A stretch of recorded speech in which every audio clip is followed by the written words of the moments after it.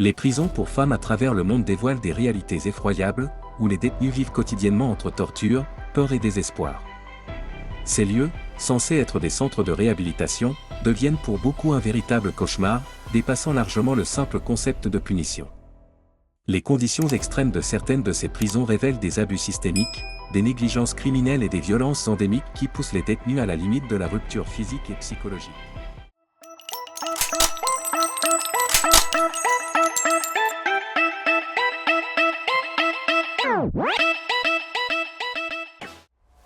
Prison pour femmes de Californie, États-Unis, un enfer institutionnalisé. La prison pour femmes de Californie est tristement célèbre pour ses violences internes, sa surpopulation et la corruption qui gangrène l'établissement. Connu sous le nom de « club » parmi les détenus et le personnel, cet endroit est marqué par de graves abus sexuels et des fautes professionnelles. Maria Ledesma, une ancienne détenue libérée en 2022, a révélé les conditions déplorables qu'elle a vécues et témoigné des agressions fréquentes commises par les gardiens. L'un des cas les plus choquants est celui de Naki Nali, un gardien condamné à 72 mois de prison fédérale pour avoir abusé de plusieurs détenus, notamment dans un centre d'appel géré par les industries pénitentiaires fédérales. Ces incidents exposent le climat toxique régnant dans l'établissement, où la peur et le harcèlement sont devenus la norme. 2. Prison El Buen Pastor, Colombie, la loi du plus fort. En Colombie, la prison El Buen Pastor de Bogota est l'un des établissements les plus notoires pour ses conditions dégradantes et son extrême surpopulation. Conçue pour accueillir un nombre limité de détenus, elle en héberge souvent entre 10 et 20 par cellule, créant des conditions de vie insoutenables. Des figures influentes comme Emma Urdanola Eno, nièce du baron de la drogue Ivan Urdanola, exploitent leur statut pour dominer la hiérarchie carcérale. Les détenues étrangères, comme l'Australienne Cassandra Sainsbury, arrêtée pour trafic de drogue, subissent un isolement accru en raison de barrières linguistiques et de l'absence de soutien. Privées de soins médicaux adéquats et parfois même d'un lit, elles sont confrontées à des conditions psychologiques éprouvantes qui poussent certaines au bord du gouffre. 3. Prison centrale de Makala, RDC, un massacre à huis clos. En septembre 2024, la prison centrale de Makala en République démocratique du Congo est devenue le théâtre de l'un des pires incidents carcéraux de l'histoire récente. Lors d'une tentative d'évasion massive, les gardiens ont ouvert le feu sur les détenus, tuant 129 personnes. Mais ce n'est pas tout. Un rapport interne de l'ONU a révélé que 268 femmes ont été victimes de violences sexuelles durant le chaos, dont 17 mineurs.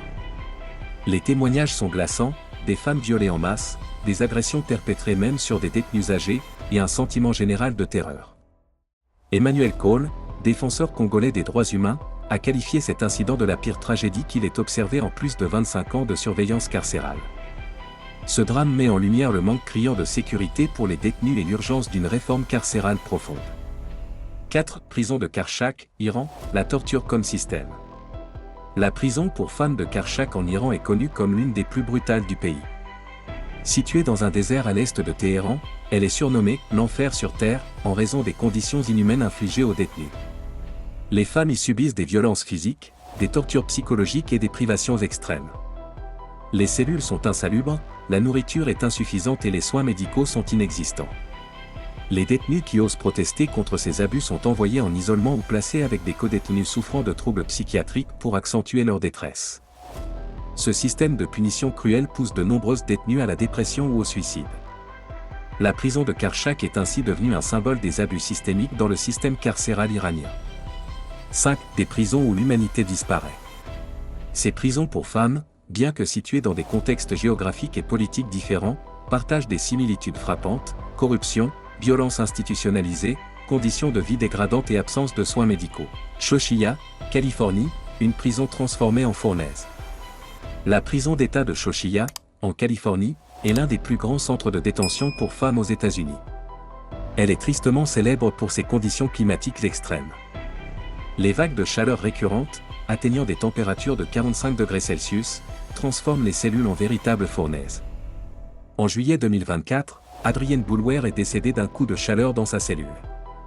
Sa famille dénonce l'absence de climatisation et le manque de mesures pour protéger les détenus des dangers liés à la chaleur. Les autorités ont minimisé la gravité de la situation, attribuant le décès à des problèmes de santé préexistants. Cependant, la famille d'Adrienne conteste cette version, affirmant qu'elle s'était plaint de la chaleur étouffante et des malaises à plusieurs reprises avant sa mort.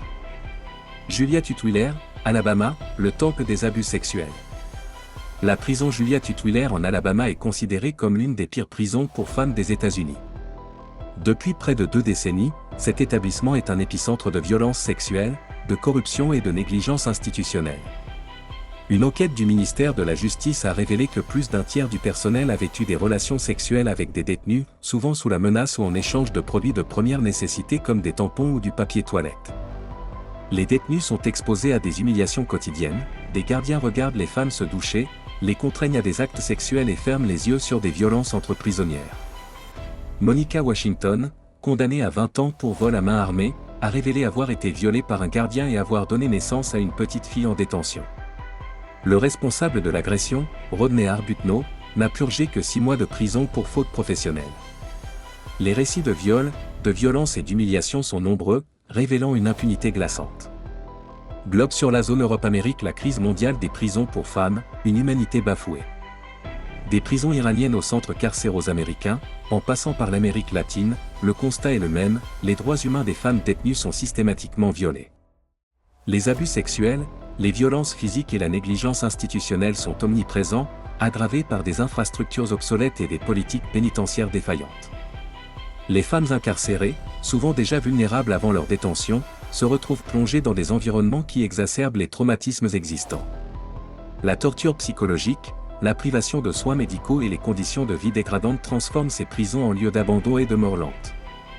Les histoires d'Adrienne Boulware, Monica Washington ou encore des détenus anonymes de Tamara et Karchak ne sont que la pointe de l'iceberg. Elles soulignent l'urgence de réformes carcérales profondes, visant à garantir la sécurité, la santé et la dignité des femmes incarcérées. La prison de Santa Marta à Catitla au Mexique est tristement célèbre pour les conditions inhumaines infligées à ses détenus. Marquée par la corruption, la négligence et les abus, cette prison force les détenus à vivre dans la peur constante des violences physiques et psychologiques. Des témoignages révèlent des cas de malnutrition, des matelas sales et même des vers dans la nourriture. Parmi les détenus figure Nancy Polanco Najera, condamnée à 40 ans de prison et vivant avec son fils de 4 ans dans cet environnement toxique.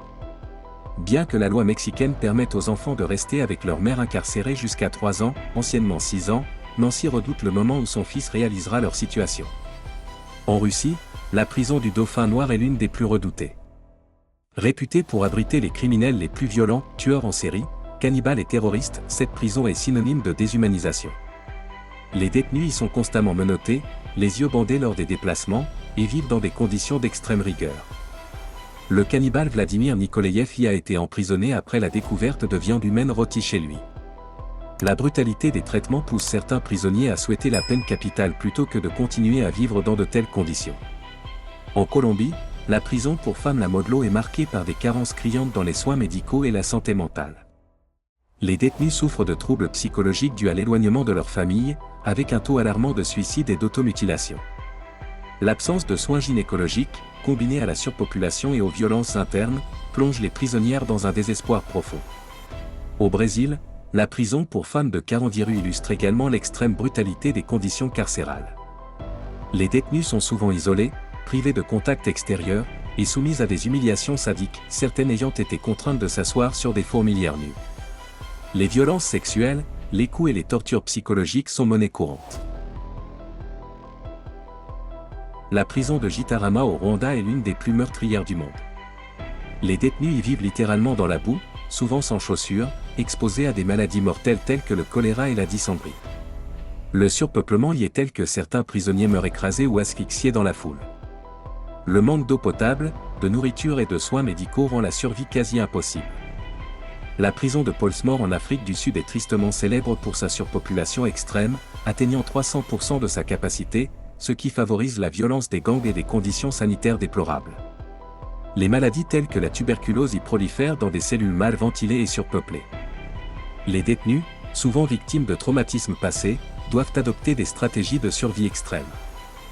Par exemple, Simone a formé une relation protectrice avec une codétenue pour se prémunir contre la violence omniprésente. Les abus infligés par les gardiens, comme les coups sur les pieds ou l'usage de manches à balai pour des punitions humiliantes, sont fréquents. Malgré les appels à la transparence, les autorités sud-africaines gardent le silence sur ces conditions dégradantes. En Égypte, la prison centrale pour femmes est le théâtre d'humiliations systématiques et de violences psychologiques. Les nouvelles détenues subissent des fouilles corporelles invasives et des tests de grossesse dans des conditions dégradantes.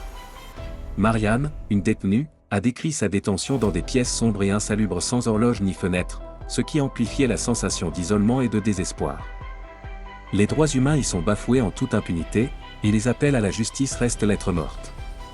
La prison de Guldani en Géorgie est un autre cauchemar carcéral. Ici, les gardiens eux-mêmes se livrent à des actes de torture et d'abus sexuels contre les détenus. En 2012, une vidéo révélant ces atrocités a provoqué un scandale international. Les soins médicaux sont inexistants et les conditions d'hygiène sont déplorables. La surpopulation aggrave encore les souffrances des prisonniers qui vivent dans la peur constante de violences imprévisibles. Au Vietnam, la prison pour femmes d'Hanoi est connue pour ses traitements inhumains envers les prisonnières politiques et les dissidentes. Des activistes comme Ta Phong Tan ont subi des années d'isolement et de mauvais traitements. Les familles des détenus sont souvent harcelées, et les prisonnières n'ont qu'un accès très limité aux soins de santé ou aux visites familiales. La prison pour femmes de Cario au Pérou est un autre exemple d'établissement marqué par la brutalité et la négligence. Les détenus y sont privés de produits de première nécessité et soumis à des actes de violence physique et psychologique. Les conditions sanitaires déplorables et la surpopulation sont source de maladies et de troubles mentaux graves. Certains témoignages révèlent que des enfants nés en prison sont arrachés à leur mère pour être placés dans des orphelinats. Ces récits de violence et de traitements inhumains révèlent une réalité sinistre dans les prisons pour femmes à travers le monde. Derrière les barreaux, les détenus sont souvent privés de leurs droits les plus fondamentaux, victimes de négligence, de torture et de violences systémiques. Ces établissements, loin d'être des lieux de réhabilitation, deviennent des instruments d'oppression, où la dignité humaine est piétinée au quotidien. Ces histoires mettent en lumière l'urgence d'une réforme pénitentiaire globale pour protéger les droits des femmes incarcérées et prévenir ces atrocités à l'avenir. Selon vous, laquelle de ces prisons pour femmes chefs de gang est la pire et laquelle vous a le plus choqué? Faites-nous part de vos réflexions dans les commentaires ci-dessous.